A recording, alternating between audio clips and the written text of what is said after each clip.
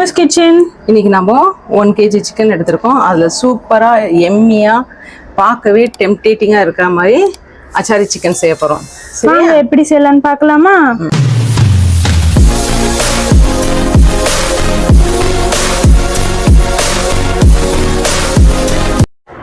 இப்போ நம்ம அச்சாரி மசாலா செய்கிறதுக்கு என்னென்ன பொருள் வேணும்னு பார்த்துக்கலாம். ஃபஸ்ட்டு வந்து சோம்பு 1 டேபிள் ஸ்பூன் எடுத்துக்கிறேன்.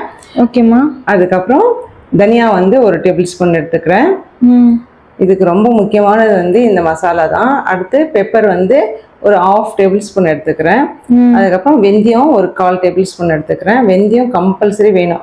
அப்புறம் ஒரு 4-5 வரமிளகாய் எடுத்துக்கிறேன். இது எல்லாத்தையுமே ட்ரை ரோஸ்ட் பண்ணிவிட்டு அது பவுடர் பண்ணி எடுத்துகிட்டு வந்திருக்கேன் பாருங்கள். இந்த பவுடர் மசாலா தான் ரொம்ப ரொம்ப முக்கியம். அதுக்கப்புறம் நம்ம சிக்கனை மேரினேட் பண்ணிக்கலாம். சிக்கன் மேலே வந்து ஒரு டேபிள் ஸ்பூன் இஞ்சி பூண்டு போட்டிருக்கேன். அப்புறம் அச்சாரி மசாலா இருக்கு இல்லையா, அந்த மசாலா போட்டுக்கிறேன். இப்போது நம்ம பிளாக் பெப்பரும் கொஞ்சம் போட்டுக்கலாம். அதுக்கப்புறம் மஞ்சப்பொடி 1 டேபிள் ஸ்பூன் போட்டுக்கிறேன்.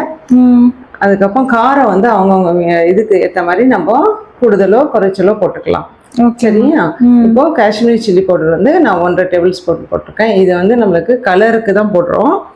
இது வேண்டாம் அப்படின்றத ஸ்கிப் பண்ணிக்கலாம். அதுக்கப்புறம் நார்மல் சில்லி பவுடர் வந்து நான் 2 டேபிள் ஸ்பூன் போடுறேன். இது வந்து நான் வந்து ரைஸ் கூட சாப்பிட்றதுக்கு தான் செய்கிறனால கொஞ்சம் காரம் சுல்லுன்னு இருக்கிறதுக்காண்டி நான் சேர்த்துருக்கேன். இல்லை இதே வந்து நான் பரோட்டா தோசை இதுக்கு எல்லாத்துக்குமே இது அல்டிமேட்டாக இருக்கும். இது சூப்பராக இருக்கும். கண்டிப்பாக. அப்புறம் உப்பு வந்து அவங்க டேஸ்ட்டுக்கு ஏற்ற மாதிரி போட்டுக்கலாம். அப்புறம் நான் தயிர் வந்து ஒரு 100 ml போட்டிருக்கேன். அது எல்லாத்தையுமே நம்ம மேரினேட் பண்ணி ஒரு 20 மினிட்ஸ் நல்லா ஊறட்டும். இல்லை இதை வந்து நம்ம ஃபஸ்ட்டே பிஃபோராகவே நம்ம செய்கிறோம் அப்படின்னு பிளான் பண்ணியிருந்தீங்கன்னா நைட்டே கூட நீங்கள் மேரினேட் பண்ணி ஃப்ரிட்ஜில் வச்சுட்டு நெக்ஸ்ட் டே நீங்கள் செய்யலாம். எவ்வளோக்கு எவ்வளோ அந்த சிக்கன் வந்து மேரினேட் ஆகுதோ அவ்வளோ வந்து அந்த ஜூஸியாக இருக்கும். உள்ள நம்மளுக்கு அந்த ஃப்ளேவர்ஸ் எல்லாம் நல்லா இறங்கி இருக்கும், நல்லா ஜூஸியாக இருக்கும். வேகிறதும் நம்மளுக்கு சீக்கிரமாக வெந்துடும். கலர் பாரு எவ்வளோ சூப்பராக இருக்குன்ட்டு. சூப்பராக இருக்குது. இது நம்ம கிரேவி மாதிரி பண்ணுறோமா தொக்கு மாதிரி? கொஞ்சம் செமி கிரேவியாக தான் இருக்கும்.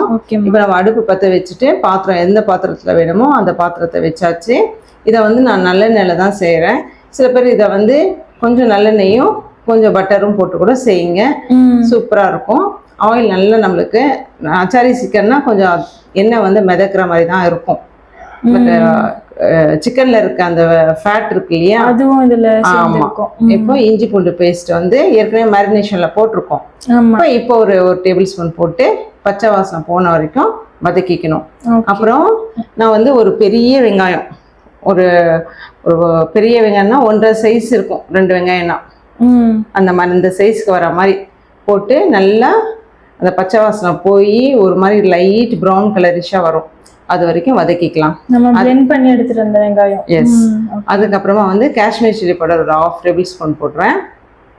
போட்டு அந்த பச்சை வாசனை போகிற வரைக்கும் நல்லா வதக்கிட்டு எண்ணெய் திரிஞ்சு வரும்.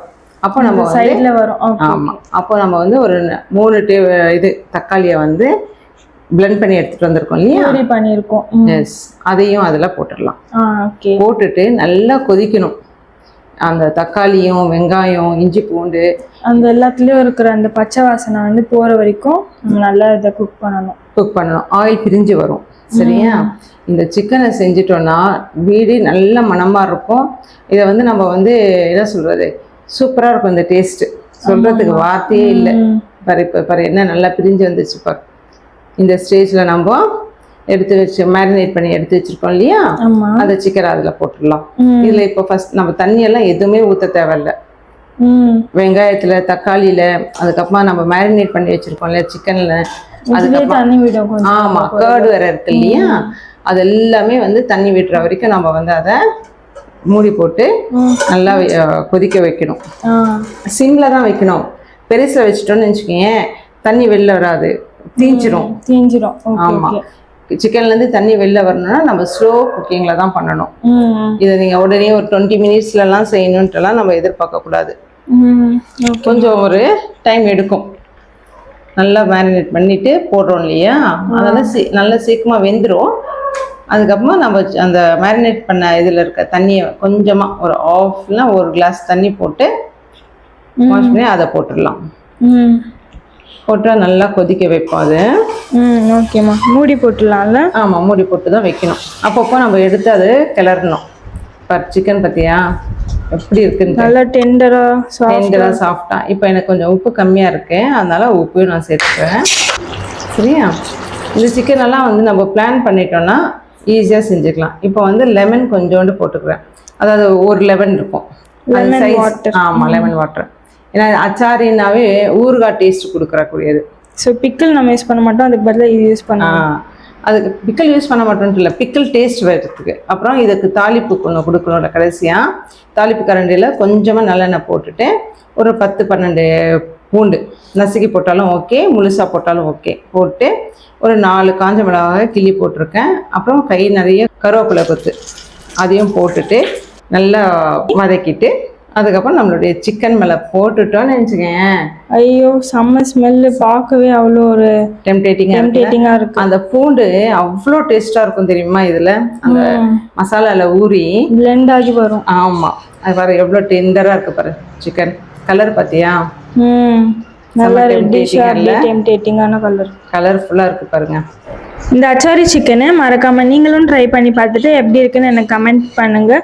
இந்த வீடியோ பிடிச்சிருந்தா மறக்காமல் லைக் பண்ணுங்கள், ஷேர் பண்ணுங்கள், சப்ஸ்கிரைப் பண்ணுங்கள். ஏன்னா நீங்கள் சப்ஸ்கிரைப் பண்ணால் மட்டும்தான் நான் ரெகுலராக 11 o'clock போஸ்ட் பண்ணுற என்னோடய எல்லா வீடியோஸும் உங்களுடைய யூடியூப் அல்காரிதம் படி உங்களுக்கு வந்து சேரும். ஸோ மறக்காமல் என்னை சப்ஸ்கிரைப் பண்ணிவிட்டு பாருங்கள். வாங்க சாப்பிட்லாம். தேங்க்ஸ் ஃபார் வாட்சிங். பாய்.